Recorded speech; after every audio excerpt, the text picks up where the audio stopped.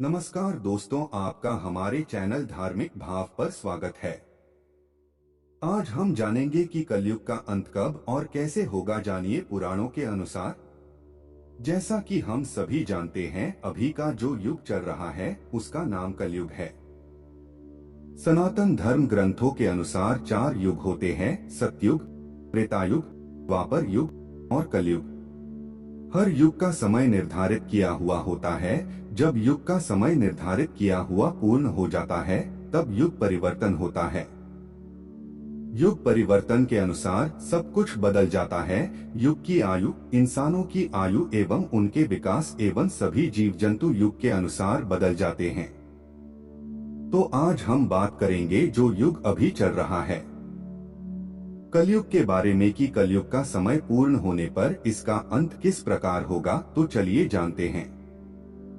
हिंदू धर्म एवं पुराणों के अनुसार कलयुग की आयु 4,32,000 साल बताई गई है। सबसे प्रथम युग होता है सतयुग, जिसकी आयु 17,28,000 की होती है। उसके बाद आता है त्रेतायुग, जिसकी आयु 12,96,000 वर्ष होती है। उसके बाद आता है द्वापर युग, जिसकी आयु होती है 8,64,000 वर्ष। और अब चल रहा है कलयुग, जिसकी आयु 4,32,000 साल की है। और अभी कलयुग का प्रथम चरण ही चल रहा है, जिसके 2016 तक 5,000 वर्ष बीत चुके हैं। अभी कलयुग का अंत आने में बहुत समय बाकी है। कलयुग का अंत एवं अंतिम चरण कैसा होगा, इसका उल्लेख पुराणों में मिलता है। तो चलिए जानते हैं। पुराणों के अनुसार कलयुग का अंतिम चरण।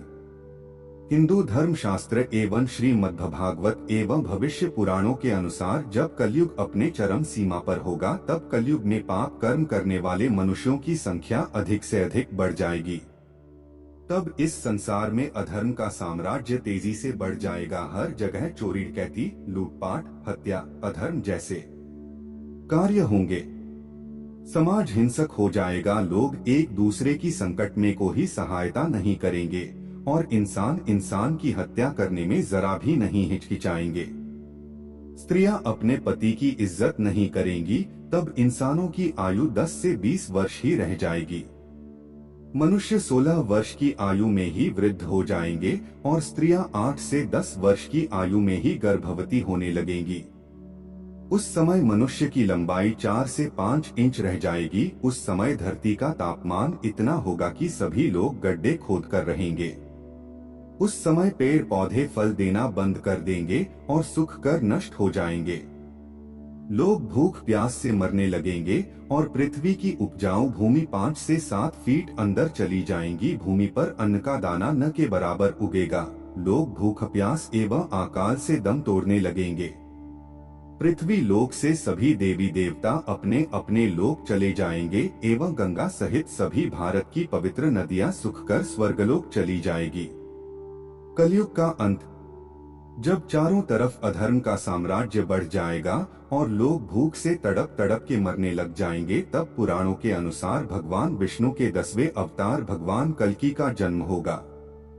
भगवान विष्णु के अवतार कल्कि समस्त संसार से मात्र 3 दिनों में ही पापियों का सर्वनाश करके पुनः धर्म की स्थापना करेंगे। जब कलयुग में सारे पापियों का सर्वनाश हो जाएगा, उसके बाद नया युग सतयुग के निर्माण के लिए और कलयुग के प्रभाव को खत्म करने के लिए लगातार इस पृथ्वी पर 12 वर्षों तक मोटी एवं मूसलाधार वर्षा एवं वज्रपात होगी, जिससे समस्त पृथ्वी जलमग्न हो जाएगी। तब फिर एक साथ 12 सूर्य उदय होंगे और जलमग्न हुई पृथ्वी का जल सोख लेंगे। तब फिर इस पृथ्वी पर नई भूमि और नए युग का निर्माण होगा, जो सतयुग के नाम से जाना जाएगा। तब इस संसार में फिर से जीवन यापन संभव होगा। कलयुग के 5 कड़वे सच।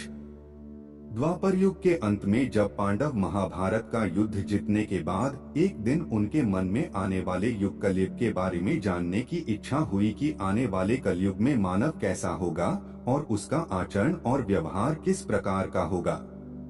तब वे सभी पांडव एक दिन भगवान श्री कृष्ण के पास जा पहुँचे और बोले, हे प्रभु, द्वापर का अंत समय चल रहा है और इसके बाद कलयुग आने वाला है और हमारे मन में कलयुग के बारे में जानने की इच्छा हो रही है, तो हम सब पे कृपा करके बताइए कि आने वाला युग मानव जाति के लिए कैसा रहेगा और इस युग में मानवों का आचरण कैसा होगा।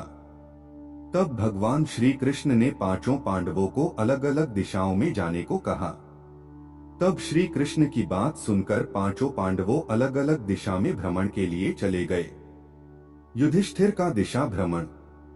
सबसे पहले युधिष्ठिर जिस दिशा में गए थे तो उन्होंने देखा कि 2 सूंड वाला हाथी, तो उन्होंने अपने मन में सोचा कि ये कैसे संभव हो सकता है। तब फिर वो जब वापस आते हैं तो वो श्री कृष्ण को ये बात बताते हैं। तब श्री कृष्ण ने इसका मतलब बताया कि कलयुग में ऐसे व्यक्ति शासन करेंगे जो बोलेंगे कुछ और करेंगे कुछ और। ऐसे व्यक्ति हर वक्त प्रजा का शोषण करेंगे। इसके बाद अर्जुन का दिशा भ्रमण। उसके बाद अर्जुन जिस दिशा में भ्रमण करने गए तो उन्होंने देखा एक पक्षी जिसके पंखों पर वेदों की लिखावट थी। वो पक्षी मरे हुए जानवर का मांस खा रहा था। ये देखकर अर्जुन को आश्चर्य हुआ और ये बात श्री कृष्ण को बताई।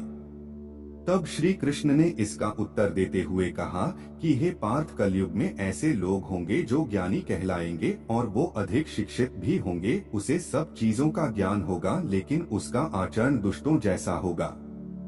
भीम का दिशा भ्रमण।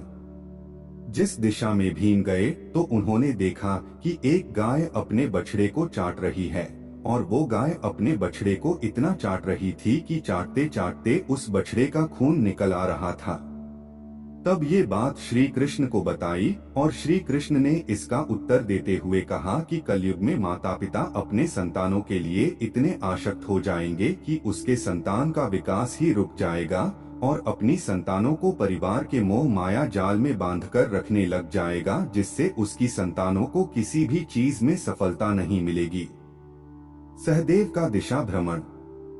सहदेव जिस दिशा में गए तो भ्रमण करते करते वो एक गांव में पहुंचे तो उन्होंने देखा उस गांव में बहुत से कुएं देखे जिसमें सभी कुओं में पानी था, लेकिन गांव के बीच में एक कुआं ऐसा भी था जिसमें पानी नहीं था। तो ये बात श्री कृष्ण को बताई।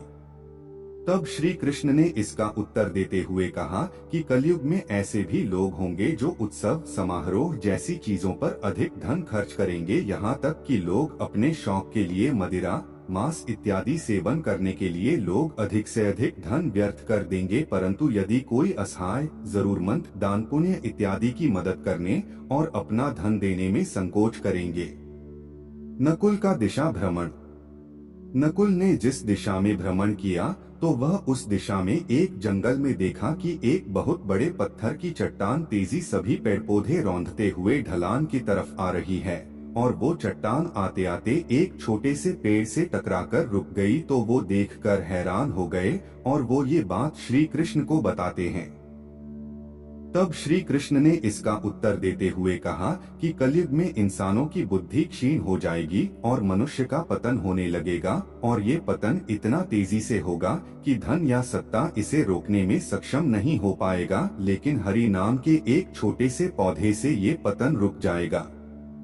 हरि नाम लेने या कीर्तन करने से मनुष्य की बुद्धि प्रबल हो जाएगी और वो सत्य और असत्य का निर्णय लेने में उसे सहायता होगी और वो अपने जीवन के लक्ष्य को पा सकेगा।